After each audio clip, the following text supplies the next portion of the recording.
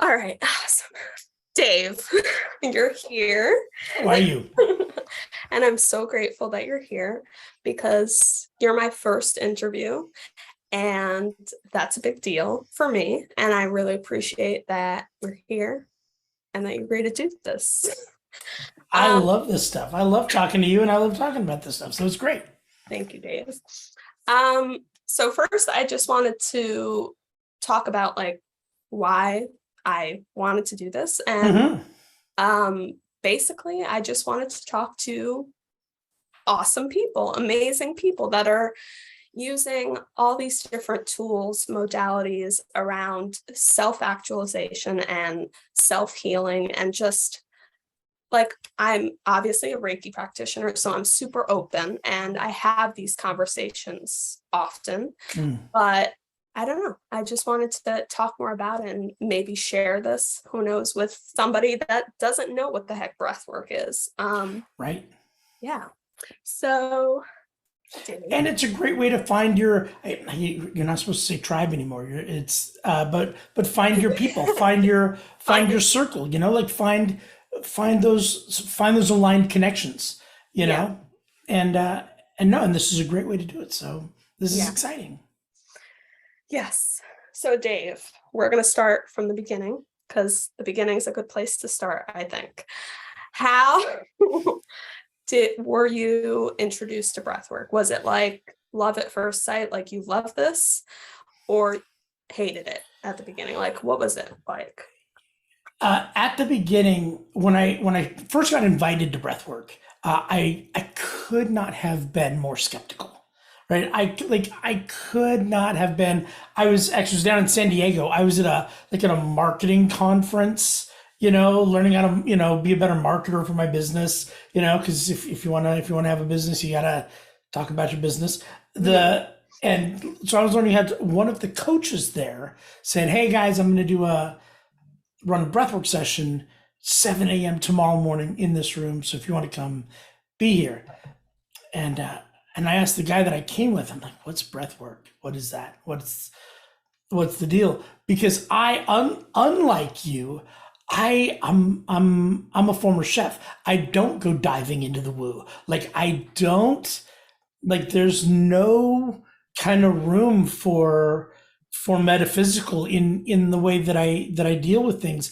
Initially, I've expanded a lot, but and so my first impression, the guy told me what it was, and I'm like, so I'm gonna show up at 7 in the morning and lay down on the ground of a conference center, like a conference hotel, like conference room floor with a bunch of hippies from Encinitas and like breathe heavily. No, I'm actually not interested in that. I'm the opposite of interested in that, and so the guy that I was there with just like, just come with me. And so I showed up super shitty and super skeptical with a huge chip on my shoulder, right? Like that's how I showed up. I'm like, uh-huh. The whole problem is though, if I'm gonna show up super shitty and super skeptical with a chip on my shoulder, I got to do the whole thing the whole way out. Otherwise, I don't get to talk shit, right? Right, So, right. and I was completely prepared to like do it the way you said to do it, and then finish up and then start talking shit. Like that's where I was. And so we laid down, and it was not as weird as I thought. To everyone in that room's credit, like it was not as weird as I thought it was going to be. I thought because there was a bunch of like tantra practitioners in there and a bunch of like it was no, it was really like touchy feely spiritual, spiritual development kind of group. It was a really touchy feely group, and I'm like, oh, this is not going to go well. And so we did it, and we practiced for about 45 minutes. And, you know, just to give you a little bit of backstory, you know this about me, but I've been sober for pushing 25 years, like I've been sober a really long time. And so I'm like laying down in here and I'm breathing, and I go to this crazy place. Like I take off, I don't know where the hell I went. But for the first time in 20 years, I was high as hell, right? Mm. Like I was high as hell. And so we get through this thing and we kind of come back, I kind of come back to earth and, uh, and I'm like getting up and trying to like find my bearings and I go up to the guy who led it and just I'm in like full blown addict mode, right? Like I'm in full blown like I'm like so how often could a guy do something like that? Like how much is too much? Like what is that a once a week thing? Is that a once a day thing? Like because I really got jacked up and the addict in me went, let's get more of that. Mm. And so dude looks me straight in the eye. He knew exactly what he was dealing with. And he said, you can't breathe too much, dude. And so I'm like, okay, all right. So this is a thing. And so like in that moment, like I went diving into every piece of breath work that I could get my hands on. Like I Wim Hof and pranayama and rebirthing and holotropic. And I'm like running these like YouTube missions, just like I'm doing breath work on, with people on YouTube and Mhm. all kinds of stuff, and really found an interesting an interesting shift in me, and really found something that worked well for me that I could explain easily. And one of the breath teachers that I had really got me into that. I ended up 2 years later going back to the same practitioner who led us the very first one, Kai Van Bodie, who is my teacher, and I Mhm. ended up paying him a giant pile of money and spent a year learning how to do breath work with him. Um, and his practice is qigong. His original practice is qigong, and he comes from China. And he ran a when Wim Hof went to China to go learn qigong. Kai was one of the guys who taught Wim Hof qigong. So they're all like doing tai chi in the snow and all kinds of other stuff. So I really kind of dove in, and I just I mean, it was probably like you and Reiki, like you found a modality that completely resonated with who you were, with your ability to explain it and perform it and do it. And that's really what it was. And I began using it first very cautiously with clients. And now I'm just like, let's breathe, right? Mhm. Like let's when my clients now call me wrapped around the axle, I'm like, let's take a second, let's get control of our nervous systems. And it dovetailed into all of like the peak performance stuff that I had learned and practiced as a chef. So that's how I got started. So I got started super skeptically and completely ready to just poo-poo the whole thing, and found something that absolutely changed my life. Mm. So you mentioned like the Wim Hof sort of the like getting into like an ice bath. Mm. Have you ever tried that? Oh, Have you ever I've done done that? it. I've done ice bath. As a matter of fact, there is an Amazon like ice bath, like there's an ice bath like barrel on my Amazon on this screen in front of me in this moment, because I want to start doing regular ice baths. I've done ice baths with other people, and I do cryotherapy, which I absolutely love, which is that whole body cryotherapy. It's not wet like an ice bath, but you walk into a chamber that's like 240 Mhm. degrees below zero, and you stay in there for 3 minutes, and it's insane. That's intense. Yeah, and so healthy, like so good for your entire system. Right. Mhm. Maybe I'll get there once, Dave. I'll get there eventually. That is my words exactly. And I force my own hand. Like I buy shit. Like that's how I do. Like I Mhm. sign up for stuff and I buy stuff, and I'm like I'm not going to spend $1,000 on a cold plunge barrel if I'm not going to use it. Mhm. Like so, and so that's literally how I force my own hand when I'm skeptical. Like if I'm going to do a thing, if I'm skeptical about a thing, I'll come, yeah, I'll come try breathwork with you. Like I'm going to talk a bunch of shit, but in order to talk shit, I had to do it. Hmm. So yeah, no, I literally looking at an ice bath barrel, and I don't know when I don't know when I'm just gonna stop being a chicken shit and buy it, but I'd like to think that it isn't far away. Mm. But I have done like Wim Hof, like breathing where we got in an ice bath, and I have done them. So what is the breath work that, because you facilitate breath work Mhm. on Saturdays and Thursdays for free, which is amazing. Um, what is that particular breath work called? What is That modality is called breath alchemy. breath out? Breath alchemy is Kai Van Bodie's, and you can find Kai on Facebook and YouTube. But Kai came from a Western or an Eastern medicine background, and he's a qigong master, and he grew up in China. He's now living here. His wife is an acupuncturist and herbalist, and the two of them are like this crazy like East West medicine power couple. They live in like the mountains here in California, Mm. and they're this crazy like mountain people. They're awesome. They're awesome.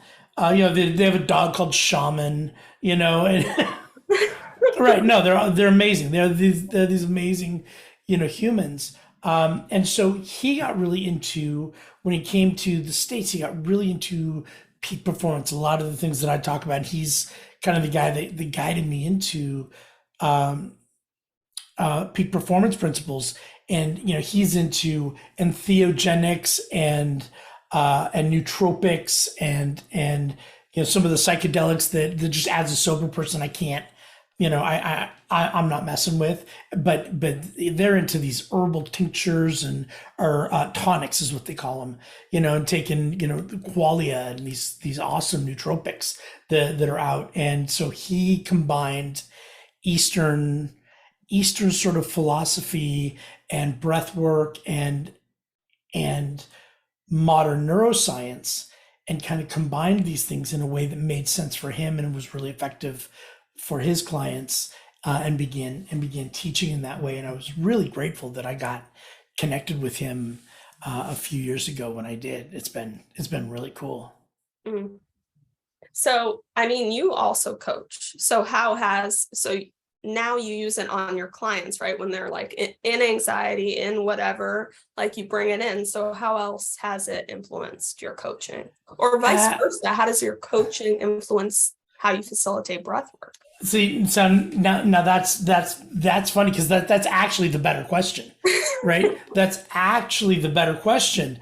Yeah, because of course I bring breathwork into my coaching, and it's expanded what I can do with somebody, but also the things that I tend to walk people through time and time and time and time and time again, like the fear, self doubt, hesitation, indecision, people pleasing, perfectionism, imposter syndrome. Like this is like All the fun things. all the fun things that like client after client after client after client show up with. And what I've done is I've incorporated these things that seem so universal into the breathwork process, the one that I give away for free, and we kind of touch on all of those pieces, in one way or another. We get to, and I introduce them sort of as thoughts, and begin to sort of help people unwind them. So even if it's, one, if what you suffer from is like anxiety and imposter syndrome, we're going to go through this thing, and just in one session we're going to start beginning to unwind the sources of your anxiety and the sources of your imposter syndrome, and what you can do with it. So yeah, that's actually a much cooler question, is how does my coaching influence the breath work? It has given me insight into what people today are consistently challenged with. So when I have these free sessions, and there's a bunch of people in there, some of which I know, some of which I don't, some I've never spoken to, we get them from Australia and Europe and all over the place.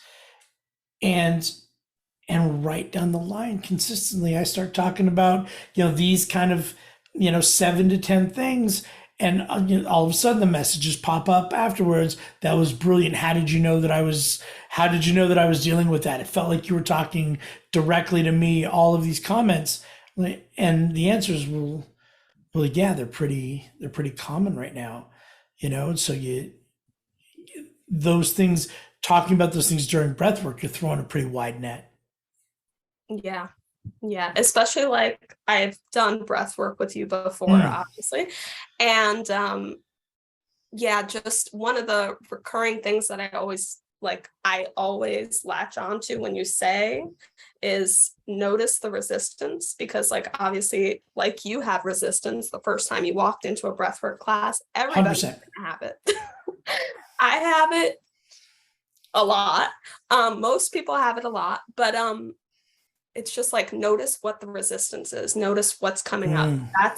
It's not just in breath work. This is how it's going to show up in other forms and other ways and other places. And like that always blows my mind every time. I'm like, oh my gosh, okay, I get to notice. Oh my gosh, this is similar to this. Like when this happens to me. Yeah, it's awesome. Yeah.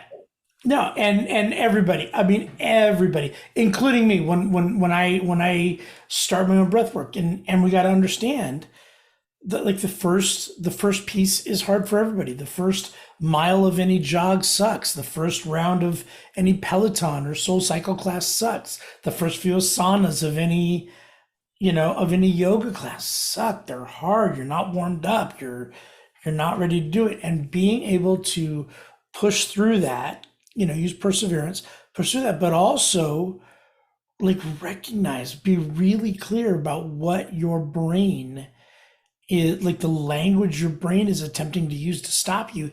It's the exact same language for all of these things. For the job I don't want to do, for the dishes I don't want to do, for the for the car that I don't want to wash, like all of these things. And I go, okay, I got to do this thing today. It's got to get done before whatever. And in comes to my mind, you know what, man, you're really too tired for that. You don't have it in you.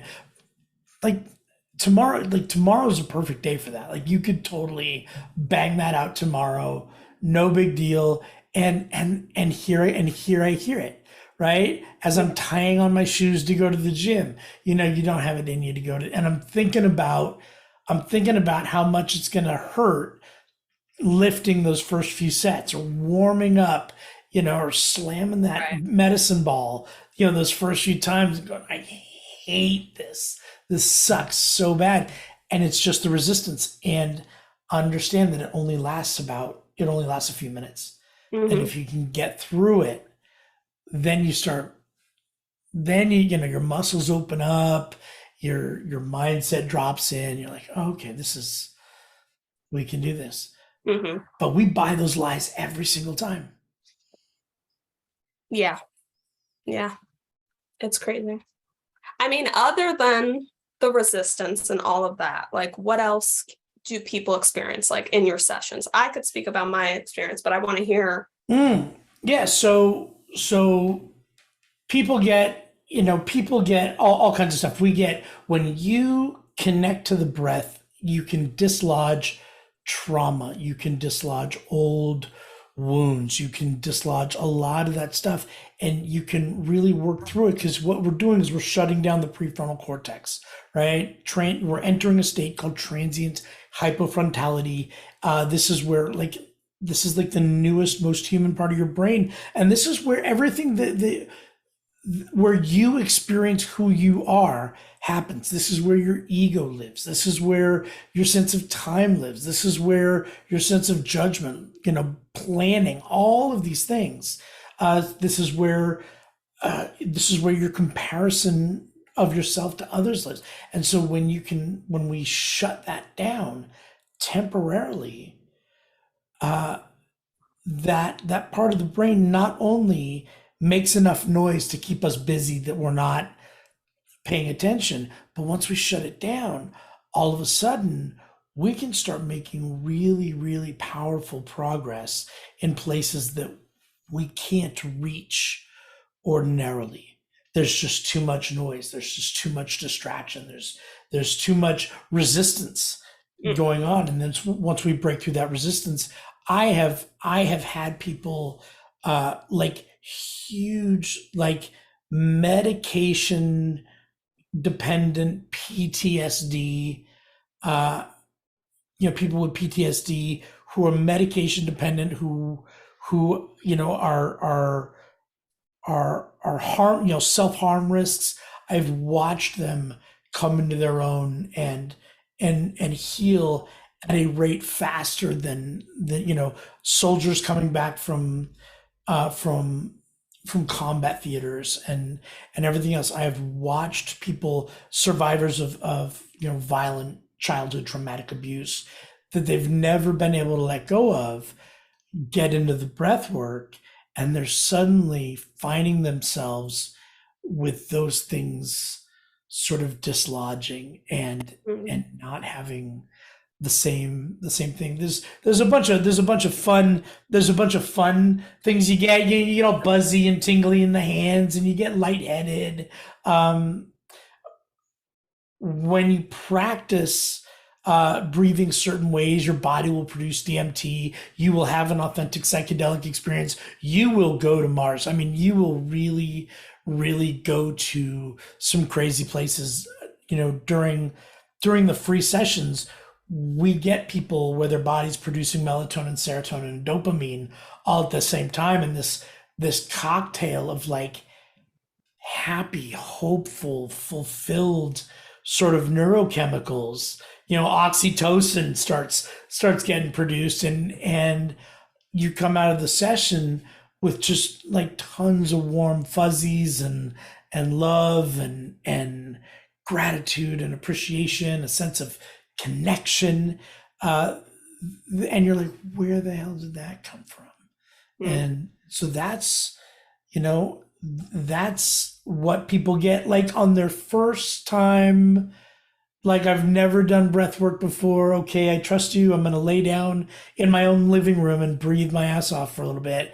Like, they're experiencing this in like first goes, first opportunities, first times they've ever tried it, which was my experience. It was a revolutionary experience for me. And people are experiencing the same thing. Mm. And so, like, what they're experiencing, words, Dave, words, what they're experiencing. Can we talk about flow state a little bit? So Yeah. that's like the official title. Yeah, so transient hypofrontality, that's flow state, right? And this is what runners call runner's high. This is what extreme sports athletes call the zone, right? Scientists, beginning with Mihai Csikszentmihalyi, a Russian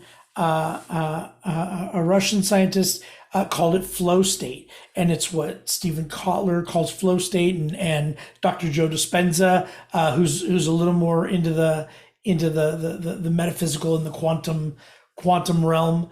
If you don't know, and if you don't know any of these guys, they're great to look up. Stephen Kotler and Joe Dispenza, I could not recommend highly enough. There's enough of both of them kind of floating around to keep you keep you like hyper fixated and going down really cool rabbit holes for months. So the medical terminology is transient meaning it doesn't last real long. You can cultivate it, not capture it. Hypo, which is the opposite of hyper, which is a expanded sense. This is a lowered frontality, referring to the prefrontal cortex. Prefrontal cortex is where like your consciousness is, and so we get into this flow state through the breath, and the breath is one of the most efficient ways you can drop into flow state. There's a lot of ways to get there. People do it, monks and nuns and people have been doing it through meditation for millennia. uh, extreme sports athletes have kind of found the sweet spot. Nothing gets you there faster than surfing, apparently. But Mhm. like surfing is like, because it's totally embodied, like you are completely involved. There's balance, there's your body's involved, you're completely focused, you're completely concentrated, because the ocean will kill you if you're Yeah, not. the wave is coming. Right. It's either. Right, like the ocean will kill you. Like snowboarders the same way. Like the mountain will kill you. Like if you are not completely dialed in and completely focused, the mountain will kill you. So, and which is why these activities drop you into flow states so quickly and so easily. Breath is the same way, because you're laying down, there's no danger, but you're completely embodied. You are, when you are focused on your breath, you're focused on like the very center pillar of life. Mhm. You can go a few weeks without food, and you can go to, a few days without water. You get minutes without the breath. That's it. And so Yeah. you get completely focused. Flow state, when we hit that flow state, we get this sense, our ego kind of pulls away, our sense of self, our sense of, and there's a deep sense of connection. Um, we are getting synapse connectivity in our brains, and we're getting communication from our brain to our body that is implicit rather than explicit. Like I think about moving my hand and then I move my hand. When Mhm. we're in flow state, you're doing things kind of automatically and naturally, which is how these guys like sail down these mountains. And where any wrong move like is the end of them. And they're making these series, of thousands and thousands and thousands of seemingly exactly the right moves. And it's because in flow state, the communication is implicit rather than explicit. Like it happens silently, it happens quietly. And because the communication happens inside the body faster than it normally does, like you're just operating in this what feels like intuitive space, Mhm. right? And you're operating intuitively, and your mind is racing, and but it feels very calm. And time does funny things. Everybody experiences flow state. If you've ever started a painting or gotten into a conversation and you just got so wrapped up in it, suddenly hours have passed, like, and it felt like minutes. You're completely engaged, you're completely excited. It's just one of these magical times. Like that's flow state, and Mhm. we have learned how to capture it. And the people who spend more time in flow state are the happiest people on earth. Not only are they the happiest people on earth, but they're the most productive and the most creative, right? Like this is kind of the key. I don't like the word hack, because it implies that there's some kind of shortcut. Right. There's not.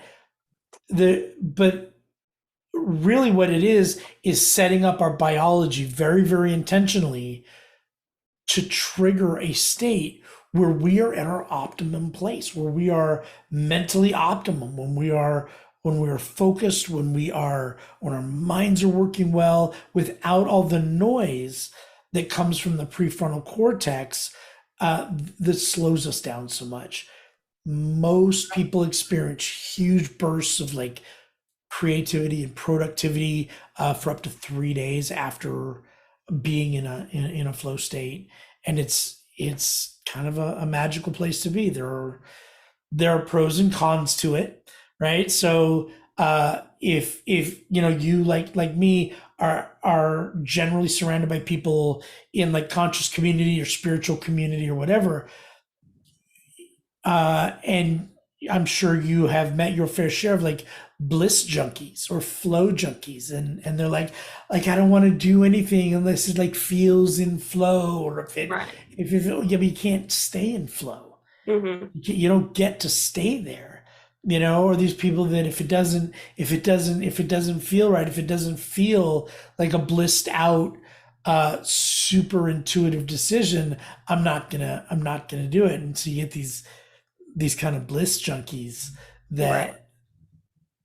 that have have dived so deep into flow, they're now like useless.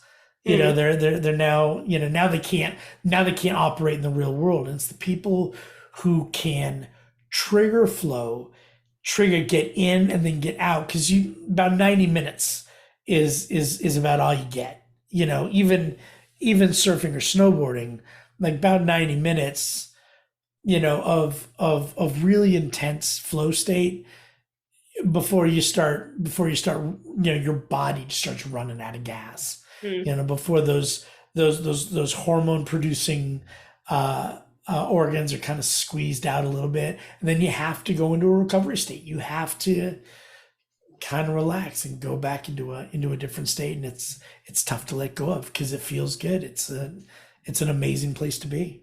mm.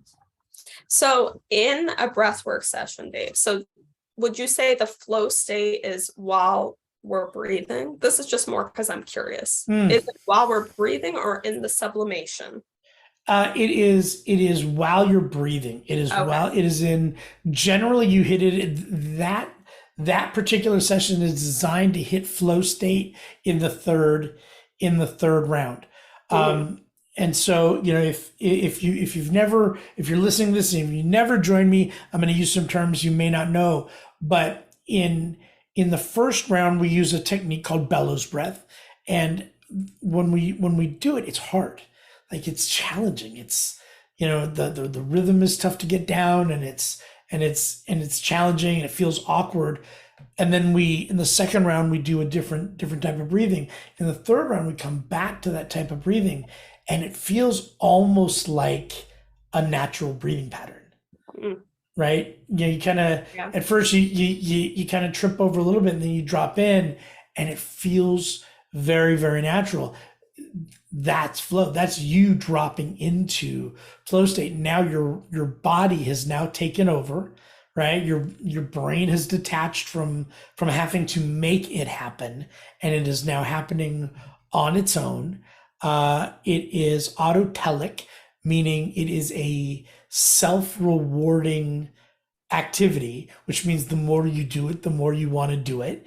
It creates addictive neurochemicals, addictive in a positive way, meaning you are being rewarded for something that feels good and benefits you, rather than, your brain, the reward center of your brain rewarding you for taking cocaine, whatever, Right. something that ultimately destroys you. Hmm. It is addictive in that, it is self-rewarding. Like, the behavior itself, the breathing, the breath work itself is its own reward. I want to do it because, not because of anything I get while doing it, but doing it in and of itself is a rewarding activity. Mm, So yeah, so it's set up so that third round is you'll totally drop into flow state, and you spend about 10 minutes in flow state, and then we finish with a savasana, where you come out of flow, but you come out of flow into a meditation. You come out of flow into a space where you can just observe now what is what is coming up for you and what is there. You can now, you know, like, have a moment to reflect on what you thought about and what came up for you, and and so it's designed very specifically to hit very specific, like, neuro triggers and flow triggers, and then finish in a way that allows time for conscious reflection, mm, and at the end we journal, like, okay, so what did write down, what'd you get from that, what, and right now it's fresh, it's in your mind, it's, I had this brilliant idea for this, or whatever it is. And so, and being able to do this consistently, what happens is you begin having, like, really kind of uh,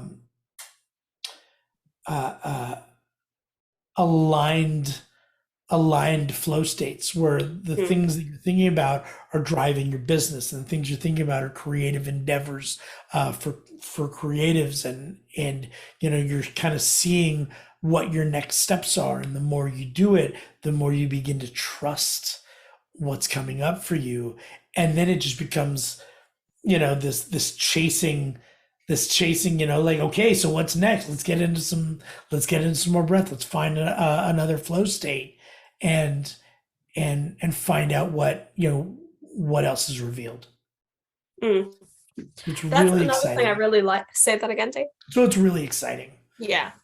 That's another thing I really like, because at the beginning of the session, we set an intention, right? We Mm. set like a focus on just to like center ourselves, which I really like. It doesn't, I mean, for me personally, my mind doesn't always stay on whatever the intention was, and that's perfectly okay. Right. But it does feel like there are some sessions where it does, and it does like feel um like I do get new ideas for my business or creatively or whatever, and it's so interesting. Right. And I have yet to find, unlike all the other things in my life I've tried, uh, to kind of take me to different places, and I've tried a lot of them. The reason I've been sober a long time, but the I have yet to find a point of diminished return. I have yet to find the point where I'm like, oh, this isn't as effective as it was last week. This Mm. isn't as effective as it was, and some weeks I get these huge emotional releases, and and other days I'll have big uh, big ideas and big revelations, and other times I just come out of it feeling so like centered and grounded and like certain that what I'm doing is the right path, and and all of those things are important. Mm. Yeah, it's amazing, and it's amazing that you offer it weekly, and now you have a workshop coming up, right? And September 11th, there is a half day workshop, and so we're going through a series of I basically break it down into coffee, water, and wine. Water is breathwork techniques that you can do all day, any day, driving, walking, sitting at your desk. Breathwork techniques that can have one effect or another on your sort of mental state. Um, and that's water. You can drink it all day. You can, at any point, a sip of water is generally a good idea. Coffee is like stuff that you need to wake you up. Things that are going to boost your energy levels, boost your thinking. Really quick 2-minute activities, 2-minute, 3-minute sort of breath patterns where you can like stand up and breathe, and bring some oxygen, bring some life, bring some vitality into your day, and then wine, things that you really don't do every single day, or you would do to wind down, like the breathwork session I offer for free. Like, you probably could do that every single day. You'd be in a, like, I'd love to hear somebody who's like did that every single day for like 60 days. Man, you'd be in a different fucking place. You would really be in a different place if you set aside the time to do kind of that level of intense personal work right. every day for 60 days. You'd come out of that different. But if you did it, once a week or twice a week, with some consistency, you're operating at a level that most people are not. And so being able to do that in intense ways is crazy, Hmm. right? So we're breaking it down, and then we finish with a 60-minute transformational breathwork session, which is different than the one we give. It's this is not the one I give away for free, and it's September 11th, and I will give you the link for it, and I will give you a a coupon code to take $100 off the admission price. It's going to be like 5 hours. We'll have a couple breaks in the middle of it at different times. It's on Zoom, so you can be anywhere. It's set up so it's UK friendly. The timing on it is UK friendly, which was a consideration. I have a lot of people from the UK and Australia who join me for breathwork. So having it at a time where it works for people in the UK and Australia. But yeah, so it's called it's a transformational breathwork workshop. You get to learn a whole bunch of stuff that you can put immediately into practice, and we'll finish with a 60-minute session. You're going to breathe your ass off. You're going to get high as hell. You are going to have a transformational experience. I absolutely promise you, and it's going to take you where it takes you. Dave, that's amazing. I'm going to be there. Yeah, that sounds amazing. Like 60 minutes sounds a little intense to me. It sounds a little scary, but like, bring it on. I believe in you. I believe in you. I think you got it. Yeah, so Dave, other than that workshop, you have a session on Thursdays, right? Thursdays, 7 p.m. So for free, Thursdays, 7 p.m. Pacific time is women only. And that's that's a really cool session. When I was going through a bunch of my breathwork training, and so I was going to everybody's breathwork, and it was breathwork for entrepreneurs and breathwork for creatives and breathwork for athletes and breathwork for this and breathwork for that. My wife noticed, she goes, "There's no breathwork for women." And in our household, if you don't see something that you want, you just build it. And so I'm like, okay, cool, I'll do breathwork for women. And it's an interesting energy. It's when a bunch of women show up and breathe and support each other, they create their own sort of energetic container, and it's a very special one. And then Saturday mornings, 10 a.m. Pacific is all are welcome.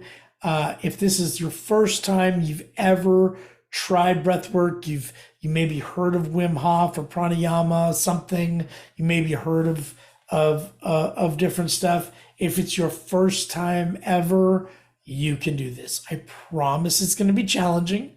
I promise at some point you're going to be like, I don't know if I promise you got this. I promise you can do it. And I got you every step of the way. If this is your first time ever doing breath work, you can do this. I can attest that Dave guides you through the whole thing. He's there holding your hand through Zoom. He's got you. It's so good. It's so good. And Saturday mornings we have the beautiful Stephanie who does Reiki. We get all cracked open and blissed out, and then you get to come in with your magic and kind of hose them down afterwards with the magical Reiki rainbows, and it's really great. Yeah, it's really awesome. When you asked me to join you on Saturdays, I was just excited by the idea because I've never heard them together. And so obviously you're breathing, you're pushing past resistance, you're working really hard for those 45 minutes. And then by the end, you're just this open vessel. You're just in full surrender, which is the key to Reiki, is just being in that sort of receptive energy. I will receive whatever I need right now, whether it's a thought, whether you can consciously feel it or not. It's just being fully open to receiving whatever it is you need. So yeah, when you suggested it first, I was a little scared because I was like, oh my gosh, I'm going to be with Dave. Dave is so amazing as a practitioner. And I was just like, okay, I'm going to try this. And then once we did it, I was like, match made in heaven. Like Right, hooked. they need to be together. The energy in there is crazy. Like when on Saturday mornings when you do the Reiki, and it's funny watching people and going, and then I was telling you the other day, like you have your eyes closed when you're doing the Reiki, and but I'm like watching people's like posture shift. I'm watching like shoulders drop. I'm watching breathing slow. And I'm like, it's powerful, and it's really cool to watch. Yeah, it's really amazing. It's like I'm so grateful for being a part of it. And yeah, Dave, thank you for this conversation. Like you're just so giving. I appreciate that. You're fun to give to. You receive so beautifully. Thank you, Dave.